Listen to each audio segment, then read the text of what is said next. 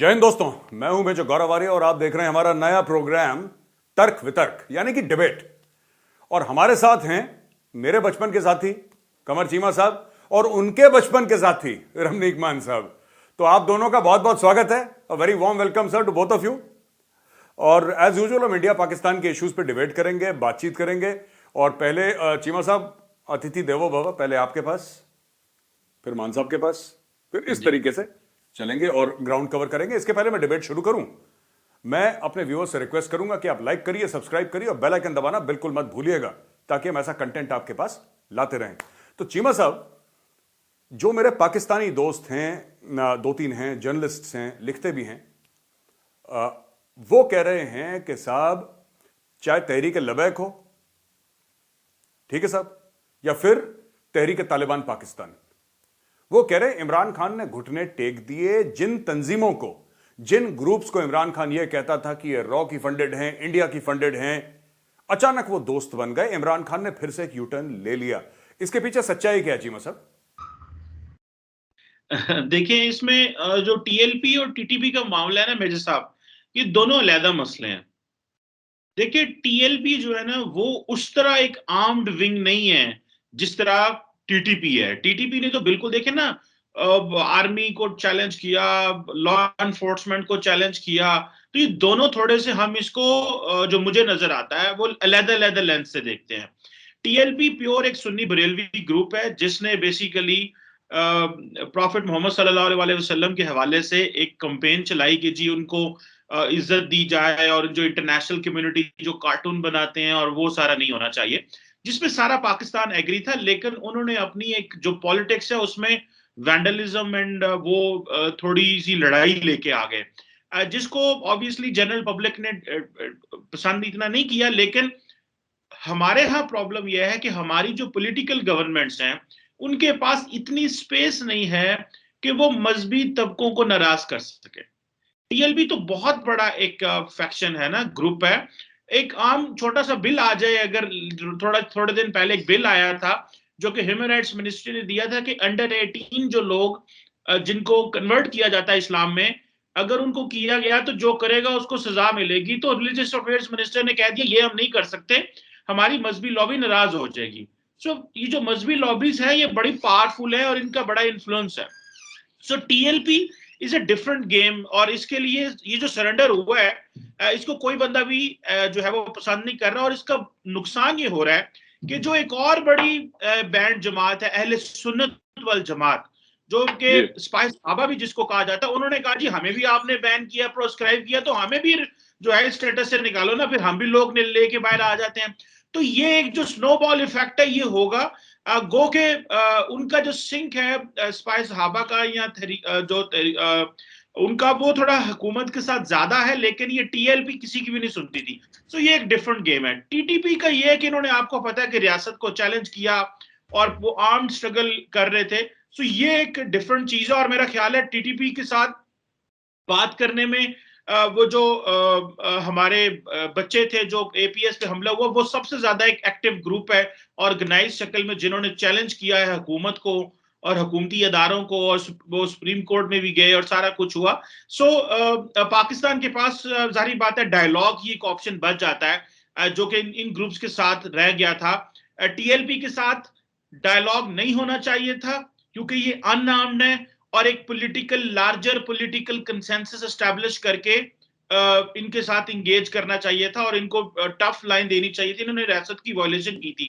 TTP क्योंकि उसके footprints Afghanistan में भी हैं, मैं थोड़ी बात लंबी हो गई, अफगानिस्तान में भी हैं, तो इस हवाले से पाकिस्तान चाह रहा था कि वो उनके साथ डायलॉग हो जाए ताकि जो मसला है वो हो। लेकिन अगेन ये भी कहा जाता है कि ये भी सरेंडर है, लेकिन कहीं ना कहीं भी आपको बात तो करनी होती है। अच्छा मान साहब, आप एक बात बताइए ना, इन्होंने तो चीमा साहब ने लंबा चौड़ा एक मामला रख दिया, मैं आपसे कुछ और पूछ रहा हूं। जब वो वाकया हुआ था एपीएस पेशावर के, जो बच्चों को मारा गया था अनफॉर्चुनेटली, 130 140 कितने बच्चे थे, उसके बाद इमरान खान का ट्वीट है, उसके बाद इमरान खान ने ट्वीट करा कि हमें फिर भी तहरीक तालिबान पाकिस्तान से बात करनी चाहिए। मेरा आपसे सवाल है मान साहब कि ये बात कहां से आती है? देखिए, पहले तो आप उनको बोलते हैं इंडियन एजेंट है, आप कहते हैं भारत ने पैसा। मैं तो आपसे ये पूछना चाह रहा था कि मैंने बोला रमनीक भाई आपने कितने पैसे दिए उनको, आपने भी कुछ चेक वेक काटा है उनके लिए? मैं ये पूछना चाह रहा हूं ना सीरियस नोट मान साहब कि ये चक्कर क्या है? कल आप उनको इंडिया का एजेंट करार करते हैं, अगले दिन आप उनको टेबल पे बैठा के बोलते हैं जी आप इंडिया के एजेंट है तो खत्म करें ना, उनको मार के खत्म करें उनको, उनके उससे बातचीत क्या करनी? एक बार दुश्मन का एजेंट है तो फिर दुश्मन का एजेंट है। जी इसमें डबल गेम क्यों चल रहा है मान साहब, ये बताइए। नहीं नहीं, मैं डबल गेम क्या है मैं बताता हूँ सर। अभी धागा धागा खोल देते हैं, बिल्कुल परत परत खोलते हैं। हमारे यहाँ एक कहावत है, चीमा साहब कहते हैं, क्षमा शोभती उस भुजंग को जिसके पास गरल हो, उसको क्या जो विश्व रहित दंतहीन विनीत सरल हो। आपके प्रधानमंत्री के पल्ले कुछ नहीं रह रहा, समझ गए? वो हो रहा खाली, बिल्कुल खाली। उसको फौज का सपोर्ट था, फौज ने अपना हाथ पीछे खींच लिया। अब आप दो तंजीमों की बात करते हैं, टीटीपी की और टीएलपी की। तहरीक तालिबान पाकिस्तान वाज़े तौर पे एक आतंकवादी ऑर्गेनाइजेशन है, आपने डिक्लेयर किया हुआ है। पेशावर के एपीएस वर्साख में 147 लोग मारे गए, जिसमें से 132 बच्चे थे स्कूल के। 132 बच्चों का खून, 147 पाकिस्तानियों का खून जिनके हाथ पे हो। पाकिस्तान की फौज को कत्ल करने वाली तंजीम को जब आप टेबल पे बिठा के उनके साथ मुज़ाकरात करेंगे, तो जिस तरीके की बात आपके आईन के रक्षकों ने, यानी कि आपके सुप्रीम कोर्ट के चीफ जस्टिस काजी मोहम्मद अमीन अहमद ने बात करी है, तो वो बात ये कही थी कि क्या आप दोबारा सरेंडर कर रहे हैं। यानी कि 1971 का वाकया आपको याद कराते हुए आप ही की सुप्रीम कोर्ट के चीफ जस्टिस कहते हैं क्या आप दोबारा सरेंडर कर रहे हैं इनके सामने। और उस वक्त जब ये बात करते हैं कि 80,000 लोगों की जाने गई, इसमें 5,000 लोगों की जाने गई, उसका फैसला कौन करेगा, तो आपके सुप्रीम कोर्ट के चीफ जस्टिस को, आपके वजीर आजम को याद कराना पड़ता है कि आप सरकार में हो, आप सत्ताधारी हो, आप चला रहे हो मुल्क। आपके ये जिम्मेवारी बनती है कि आप इन लोगों को ठिकाने लगाएं। और मैं बड़ी दिलचस्प बात बताता हूं, बात इन्होंने दोनों की करी कि एक वेपनाइज्ड है, उनके पास हथियारबंद है तंजीम है टीटीपी, तो टीएलपी के पास कौन से हथियार नहीं है? टीएलपी के पास भी हथियार हैं। एक चीज नहीं, आप you can knock your head as much as you like, but सच्चाई है कि वेपन्स उनके हैं, उनके दिखते हैं वेपन्स। वो वेपन्स को किस तरीके से इस्तेमाल करते हैं एक अलग मसला है।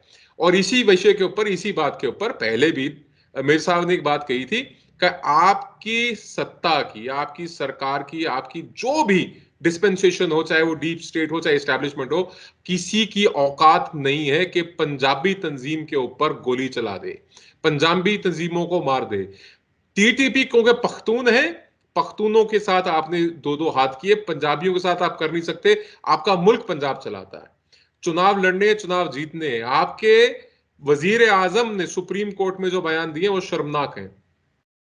जिसके हाथ पे पाकिस्तानी फौज का, पाकिस्तान के बच्चों का, पाकिस्तानी की आम आवाम का खून जिनके हाथों पे हो, उनको अगर आप टेबल पे बुला के उनसे मुज़ाकरात करेंगे तो कहीं ना कहीं सवाल आपसे पूछे ही जाएंगे। ये बात है मेजर साहब। जी जी जी, हाँ चीमा साहब, आप बिल्कुल बिल्कुल आप रिस्पॉन्ड भी करिए, लेकिन मैं इसमें आपकी तवज्जो चाहूंगा। जो सुप्रीम कोर्ट में जो मान साहब ने अभी बताई थी ना चीमा साहब अभी की सुप्रीम कोर्ट में अपीयरेंस था, वहां पे तो बिल्कुल ड्रेसिंग डाउन एक किस्म से पाकिस्तान प्राइम मिनिस्टर की हुई, और सुप्रीम कोर्ट के चीफ जस्टिस उनको समझा रहे हैं कि भाईजान आप चला रहे हैं मुल्क, आप ऐसी उड़ी उड़ी बातें क्यों कर रहे हैं? आपको भी 3.25 साढ़े 3 साल हो गए। जरा चीमा साहब इस पर रोशनी डालें ना थोड़ी सी। देखिए, सुप्रीम कोर्ट ने जो बातें की है ना, वो देखिए ये वाकया हुआ 2014 में, ठीक है। अभी हो गया 2021 में, अभी इसको 7-8 साल, देखिए मेरी बात सुने, इसमें 7-8 साल का गैप है। हुकूमत का वर्जन ये है कि जो मेजर लोग इस हमले में इन्वॉल्व थे उनको मारा जा चुका है, सजाएं दी जा चुकी हैं, ठीक है। अब इसको सारे वो टीटीपी से शायद नथी नहीं किया जा सकता। अब एक बात बताएं, हुकूमत ये कहती है, इमरान खान जो सुप्रीम कोर्ट में गए थे वो बेसिकली वो एक हायर मॉरल ग्राउंड लेने भी गए थे, एक पॉलिटिकल स्टंट भी मैं इसको कहूंगा। अमूमन सियासतदान करते हैं, क्योंकि पाकिस्तान में जो लास्ट टाइम माजी में सुप्रीम कोर्ट बुलाती थी वज़ीर आज़म को, तो वो नहीं जाते थे, या कुछ इस तरह के वाक़यात होते, तो वो जाके बेसिकली अपना एक उन्होंने वो भी विन ओवर करने की कोशिश की। एक बात इन्होंने कही जी, वो फौज जो है लेके आई है इमरान खान को। मैं इस थ्योरी को नहीं मानता कि फौज लेके आई है। इमरान खान 1996 में, सुनिएगा, आपको अपनी राय है, मैं आपकी अपनी राय है। 1996 जब इमरान खान आया, पावर में आया, तो उसने पार्टी बनाई, तो उसने ग्रास रूट लेवल से अपनी पावर जो पार्टी शुरू की। चलते चलते वो 2011 में, फिर 13 में उसने अपनी पार्टी में पहली हुकूमत बनाई। देखिए, अगर आप इस बंदे की, अगर वो पिछले 20 साल की मेहनत को डिस्कार्ड कर दें और लो जी आपको फौज लेके आ गई है, तो वो जो ग्रास रूट लेवल की कैंपेन है उसको क्या कहेंगे? वो क्या वो फौजी बंदे इकट्ठे करा के देते हैं? ये एक बड़ा सिंपल सा फॉर्मूला है। देते और हैं, सुनिएगा सुनिएगा पैसे भी देते हैं। सर, सुनिएगा सुनिएगा। आप अपनी, you are entitled to your opinion, I am entitled to my opinion. ये एक बड़ा सिंपल, हमारी ऑपोजिशन की जमातें भी कहती हैं एस्टैब्लिशमेंट लेके आई, एस्टैब्लिशमेंट लेके आई। मैं समझता हूं कि उस बंदे ने अपनी पार्टी शुरू की, लोगों को साथ में लाया, and at the end of the day he reach to the power corridor. लेकिन बहुत जगह पे कंसेंसस पैदा करने में शायद उसको मदद की गई होगी, लेकिन ये नहीं है कि उसको ग्रास रूट पे लोग, पीपल लाइक इमरान खान, लोग उसको वोट देते हैं। मैं खुद उनको पसंद करता था, अब नहीं करता, लेकिन द पॉइंट इज कि he is a popular leader. और जो आपने कहा ना, वो मान साहब ने कहा, मैं इसकी थोड़ा अर्ज कर लूं कि जी वो देखें आपके टीटीपी ने खून कर दिया। क्या कश्मीरी मुजाहिदीन ने इंडियन आर्मी को नहीं मारा है?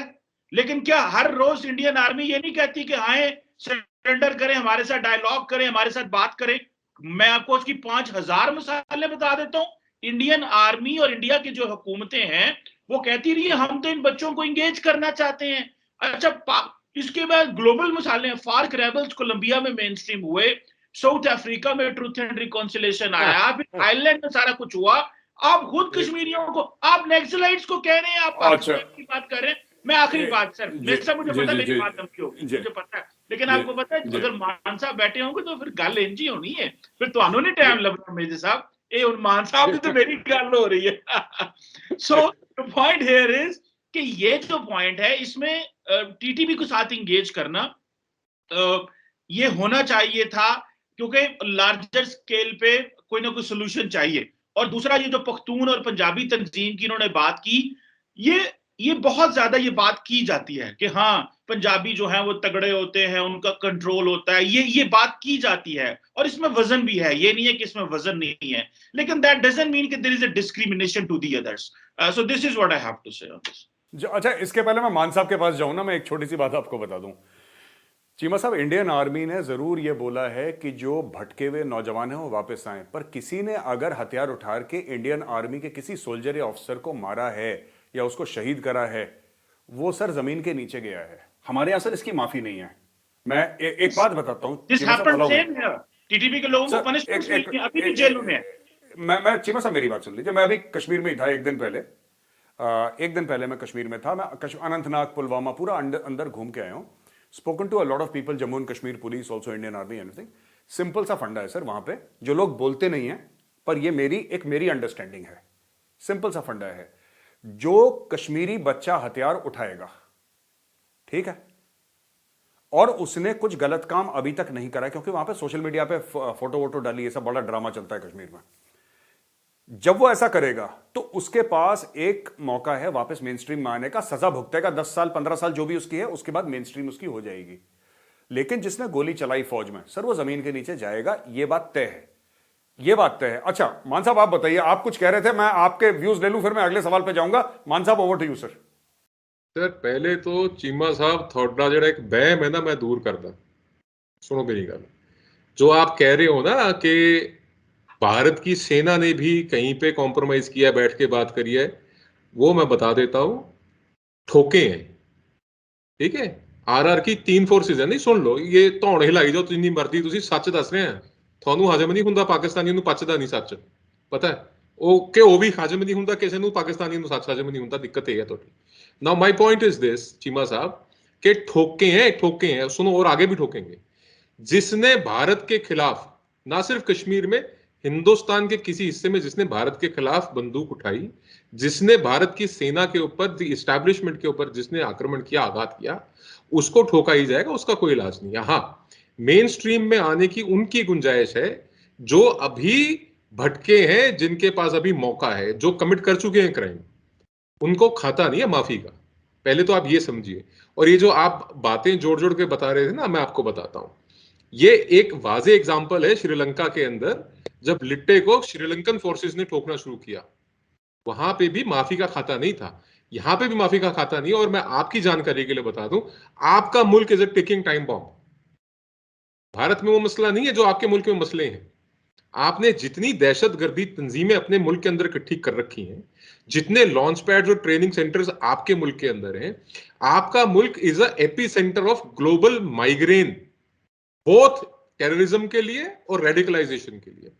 दुनिया भर के जो बड़े बड़े आतंकवादी हैं, मोस्ट वांटेड है, वो आपके मुल्क में पाए जाते हैं। इंडिया के मोस्ट वांटेड आपके मुल्क के अंदर है। यूएस का most wanted Osama bin Laden आपके एबटाबाद, आपकी पीएमए के पास, काकुल के पास मिला।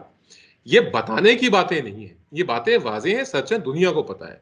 अभी थोड़ी देर पहले आपने बोलते बोलते ये कह दिया कि इमरान खान पॉपुलर लीडर है, फिर आपने एक ऑक्सीमोरॉन फेंका कि मैं पहले लाइक करता था अब नहीं करता।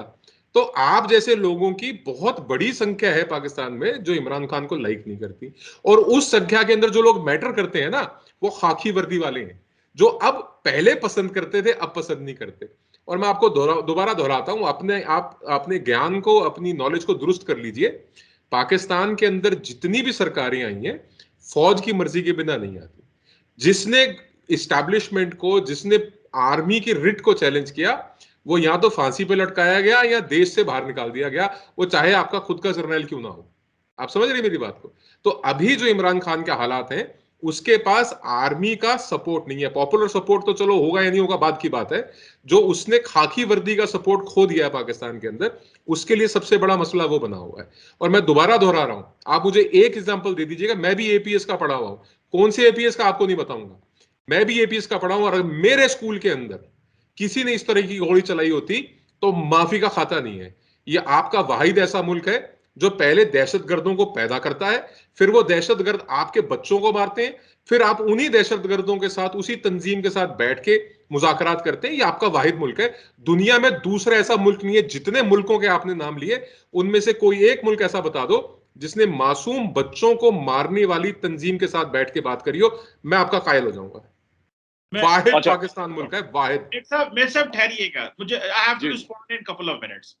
ये जो ठोके ठोके ना, मैं आप बताऊं, दरअसल एक इंडियन, आप भेजो, हम ठोकेंगे। चले आप बोल ले, फिर मैं बोल ले, तो आपने और 2 मिनट बोलना तो बोले, क्योंकि मेरे हिसाब से मैं टाइम ले लूंगा। नहीं ठोकेंगे। पॉइंट ये है, क्या पाकिस्तान फौज ने टीटीपी को नहीं ठोका जो इंडिया फंडेड थी? बैठ के बात क्यों कर रहे हो? ठोक के खत्म कर दो।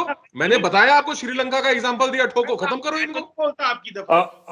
एक मिनट, मान साहब मैं आपसे रिक्वेस्ट करूंगा, 1 मिनट। चीमा साहब आप बोलो, आराम से बोलो, फिर मैं आप ही से एक और, चीमा साहब एक और सवाल पूछूंगा। आप बोलो पहले, चीमा साहब आप बोलेंगे तो मैं नहीं बोलूंगा।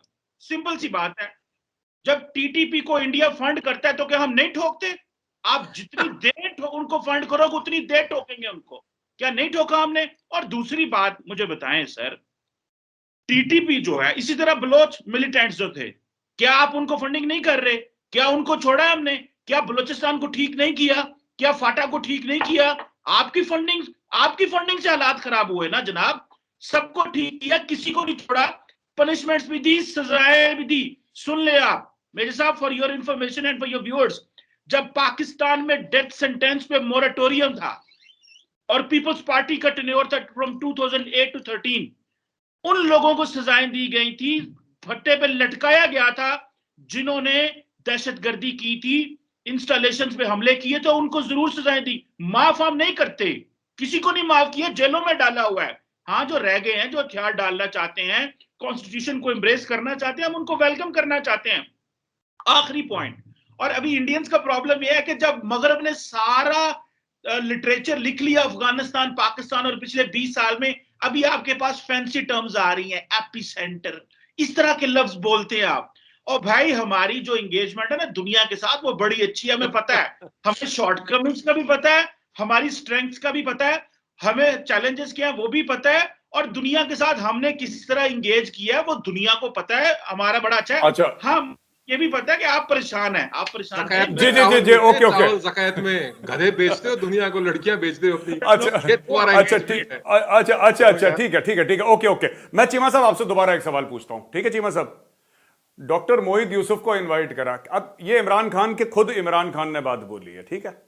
इमरान खान ने बोला है कि हिंदुस्तान 1 कदम लेगा, हम 10 कदम लेंगे, 15 कदम, 20 कदम, वॉटेवर कदम इमरान खान लेगा। लेकिन चीमा साहब मोहित यूसुफ को बुलाया, उन्होंने बोला नहीं मैं नहीं आऊंगा। अच्छा, पूरी 6-7-8 मुल्क आए, इकट्ठा हुए, काफी अच्छी बात हुई अफगानिस्तान के ऊपर, और अफगान तालिबान ने ऑन द रिकॉर्ड जाके, जो उनके स्पोक्स पर्सन थे मुजाहिद साहब, उन्होंने ऑन द रिकॉर्ड जाके बोला कि we welcome it, this is path breaking, बहुत अच्छी बात है, बिल्कुल ठीक है।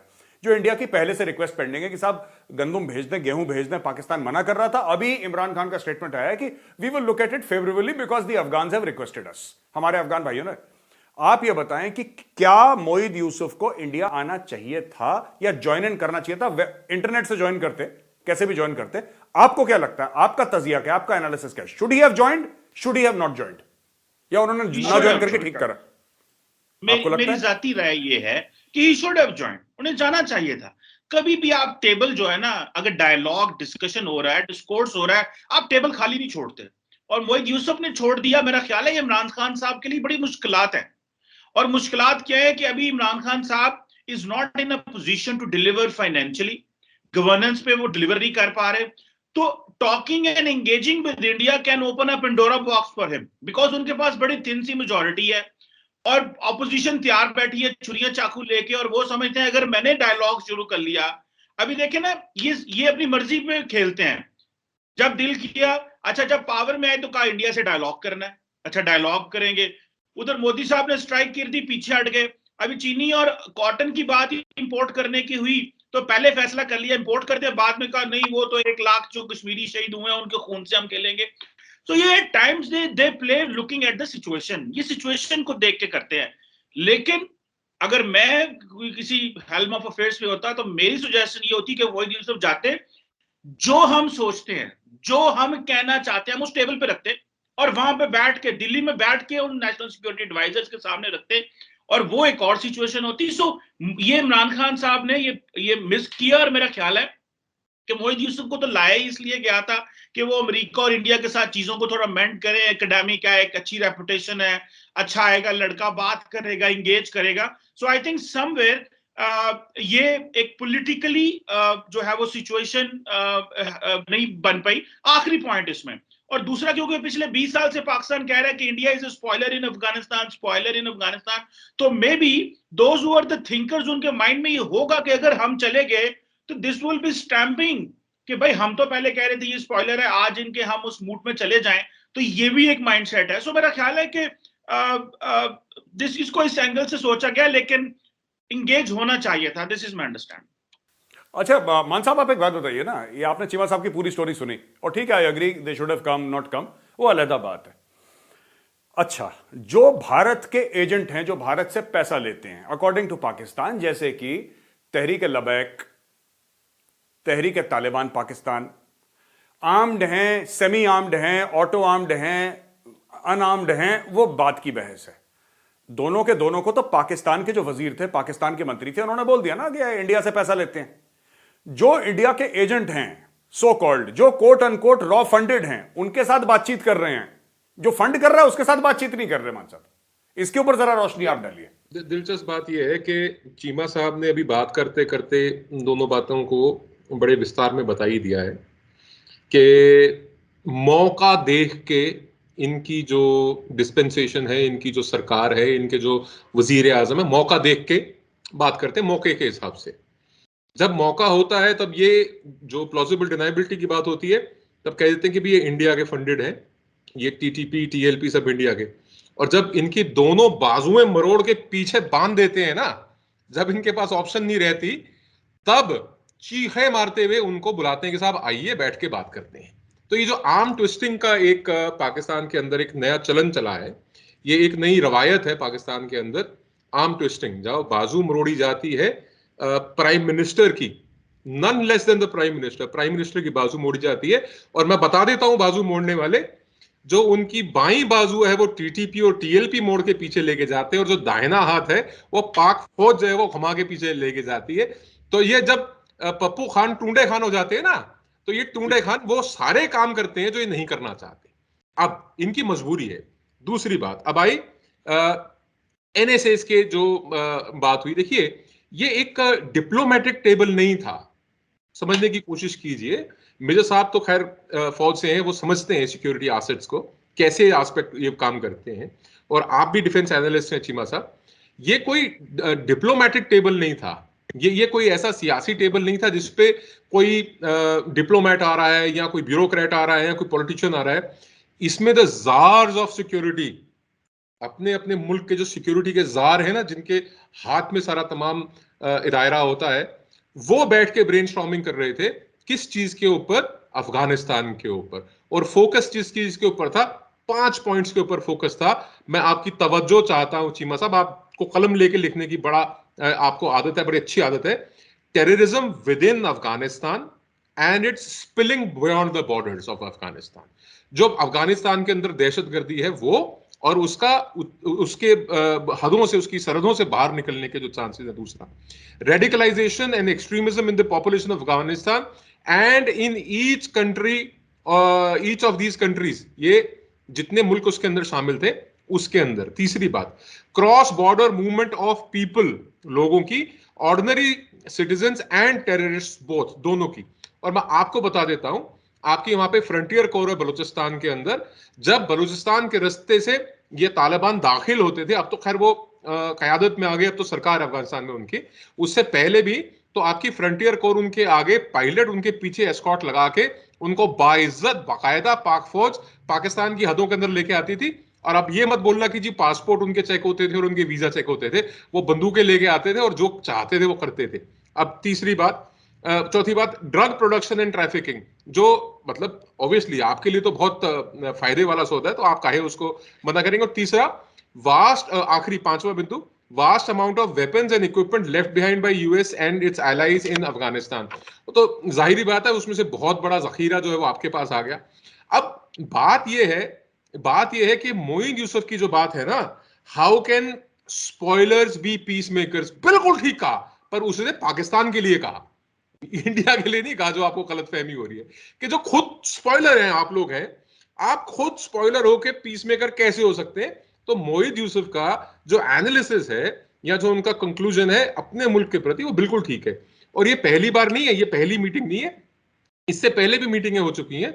और आपने पहले ईरान को कहा कि साहब अगर इंडिया इसमें शामिल होगा तो हम उसमें शामिल नहीं होंगे, उन्होंने बोला ठीक है पीछे घूमिए चलिए। दूसरी बार हुआ तो आपने बोला कि इंडिया शामिल होगा तो हमने, उन्होंने बोला चलिए पलटिए और पीछे से, और तीसरी बार ये फिर हो गया आपके साथ। तो ये मसला है मेजर साहब, इनको कोई बॉदर नहीं करता ये ज्वाइन करे ना करे। और सिक्योरिटी डायलॉग के अंदर जहां पे एनएसएस बैठे हो, जार्स बैठे हो, आपको जाना चाहिए था। It is your loss. नहीं मान साहब, वो तो खैर वो तो चीमा साहब भी कह रहे हैं, वो तो चीमा साहब भी कह रहे हैं। जी चीमा साहब, छोटा नहीं बड़ा पॉइंट दें आप, कोई दिक्कत नहीं। देखिए, पहली बात तो ये है कि आप वहां पे बैठे हुए थे ना, वो सिक्योरिटी जार्स को लेके। इस्लामाबाद में एक मीटिंग हुई थी, अमेरिकन, चाइनीज, रशियंस आए हुए थे, और अफगानी फॉरेन मिनिस्टर भी हमने इंटरम बुलाया हुआ था। तालिबान का मिनिस्टर, सुने ना, एक एक्चुअल टॉक के लिए और सोल्यूशन के लिए आपने, हाँ इंडिया देखिए एक बड़ा प्लेयर है, इसमें तो कोई शक नहीं है। अफगानिस्तान में बड़ा प्लेयर है, सेंट्रल एशिया में बड़ा प्लेयर है, फुटप्रिंट्स बड़े हैं, चाइना को कंपीट करने की आप बात कर रहे हैं, मैं तो उसमें मानता हूं कि इंडिया बड़ा प्लेयर है। बट हम अपनी कैपेसिटी में जो हम अफगानिस्तान के लिए कर रहे हैं, वी हैव अ लिवरेज। और जारी बात है मगरब हमसे अनॉयड भी है, मसाइल भी हैं, कुछ हमारी डोमेस्टिक प्रॉब्लम भी हैं। मैं एक पॉइंट कह दूं, that was on talks with the TTP और टीएलपी। देखिए ये होता पाकिस्तान में, पता है कि ये सारे सियासतदान जो है ना मेजर साहब, ये एट टाइम्स ये ज्यादती करते हैं मुल्क के साथ। वो किस तरह, जब टीएलपी के साथ टॉक्स हो रही है, किसी सियासतदान की आवाज नहीं निकल रही, और जैसे ही in camera parliamentary committee and वो नेशनल सिक्योरिटी पे मुलाकात हो रही है, तो सारे कह रहे हैं आप टॉक्स क्यों कर रहे हैं टीएलपी के साथ, आप क्यों बातें कर रहे हैं। एक तरफ तो डरते हैं कि वोट चला जाएगा, must be voter, right wing conservative voter चला जाएगा, लेकिन अंदर घुस के बात करनी है, बाहर आके कोई मुल्क के लिए बात नहीं करता। This is where I have a difference of opinion against उन लोगों के लिए। टीएलपी को डील करना कोई मसला नहीं था, लेकिन पाकिस्तान में पॉलिटिकल कंसेंसस नहीं था, और ये सारे अपने मुल्क की बात नहीं करते, ये अपनी अपनी सियासी दुकानें जो लगाई हैं, जस्ट प्रोटेक्ट ऑल दैट। जी आप दोनों का बहुत बहुत धन्यवाद। मान साहब आपका, चीमा साहब आपका। दोस्तों आपने देखा किस तरीके से बड़ी तीखी बहस हुई, और एक पंच मान साहब ने दिया, चीमा साहब ने दूसरा पंच वहां से मारा, और ये सब काफी बढ़िया मसालेदार आपके सामने तर्क वितर्क की हम बहस लेकर आए। हम अगले हफ्ते फिर लाने की कोशिश करेंगे 2 यूनिक गेस्ट्स को। फिर से इंडिया पाकिस्तान के मसलों के ऊपर हम बातचीत करेंगे। हमें ज्वाइन करने के लिए बहुत बहुत धन्यवाद। और जाने से पहले फिर वही बात अपनी पुरानी दोहराऊंगा, लाइक करिए, सब्सक्राइब करिए और बेल आइकन को दबाना बिल्कुल मत भूलिएगा। जय हिंद।